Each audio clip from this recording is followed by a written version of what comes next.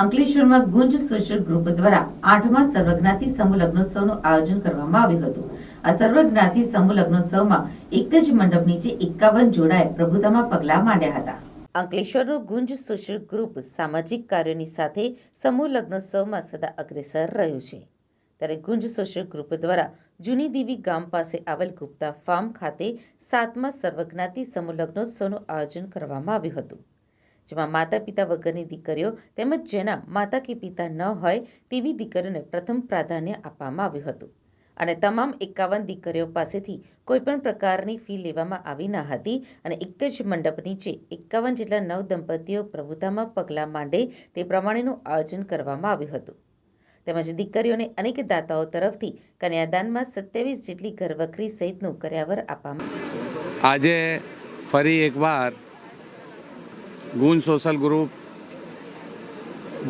Group દ્વારા આયોજિત દર વર્ષની જેમ 51 દીકરીઓને પરણાવી રહ્યા છે। ત્યારે 4/2/2024ના રોજ દિન રવિવારના રોજ આ લગ્ન દર વર્ષની જેમ જેને મા બાપ ના હોય, મા બાપ વગરની દીકરીઓને પ્રાધાન્યતા દર વર્ષે આપતા આવ્યા છે અને આ જ અમારો નેમ છે।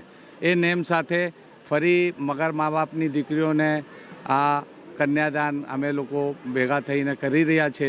તે તબક્કે બધાને ગુંજ સોશિયલ ગ્રુપમાં દાતાશ્રીઓનો અને ગુંજ સોશિયલ ગ્રુપના તમામ સદસ્યશ્રીઓને જેને તન મન ધનથી જે જીતોડ મહેનત કરતા આવ્યા છે, છેલ્લા મહિનાથી ખડા પગે જે મહેનત કરી રહ્યા છે એનો પણ આભાર માનું છું અને સાથે સાથે આ દીકરીઓને નવા જીવનને દંપતીઓના નવા લગ્નમાં સારી રીતે એ લોકો એમના પરિવારને લઈને ચાલે અને એવી પ્રભુને પ્રાર્થના કરીએ છીએ।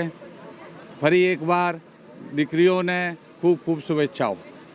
આ સમૂહ લગ્નોત્સવમાં બગી અને લક્ઝરિયસ કારમાં વાર્ષિક ગાશે એકસાથે 51 વરરાજાઓનો વરઘોડો નીકાળવામાં આવ્યો હતો, જે અંકલેશ્વર શહેરના મુખ્ય માર્ગ પર થઈ ગુપ્તા ફાર્મ ખાતે લગ્ન સ્થળે પહોંચ્યો હતો અને એક જ મંડપ નીચે 51 જેટલા નવ દંપતીઓએ પ્રભુતામાં પગલાં માંડ્યા હતા। આ સમૂહ લગ્નમાં ધારાસભ્ય ઈશ્વરસિંહ પટેલ, રામકુંડના મહંત ગંગાદાસજી બાપુ સહિતના સંતો ઉપસ્થિત રહી પ્રભુતામાં પગલાં માંડનાર દંપતીઓને આશીર્વાદ આપ્યા હતા। આ પ્રસંગે ગુંજ સોશિયલ ગ્રુપના પ્રમુખ સુધીર ગુપ્તા, સંદીપ પટેલ, ગણેશ અગ્રવાલ, નરેન્દ્ર પટેલ સહિતના હોદ્દેદારો અને આગેવાનો ઉપસ્થિત રહ્યા હતા। મારું નામ મનીષાબેન રમણભાઈ વસાવા છે। હું સજોદની રહેવાસી છું। પહેલાં મને ખબર ન હતી કે અહીંયા આગળ સમૂહ લગ્ન થાય છે। મારું નક્કી થયેલું મેરેજ, પછી અમે ઘરે ટ્રાય કરતા હતા પણ સગવડ નહીં હતી। પછી એક દિવસ આવું બોર્ડ મારેલું હતું સમૂહ લગ્નનું, તો અમે જોયું। પછી અમે બીજા દિવસે હું આવી જયેન્દ્ર સરના ઘરે એમને ફોન કરીને કે આવી રીતે ફોર્મ આપે છે। પછી હું તાત્કાલિક જ ફોર્મ લઈ ગઈ। મેં કહું મારું સર ગમે તે થાય મારો નંબર લગાવી દેજો, મારી પાસે પૈસાની સગવડ જ નથી ને મારી પાસે હતી પણ નહીં સગવડ। પછી ધીમે ધીમે સરે મને સપોર્ટ કર્યું,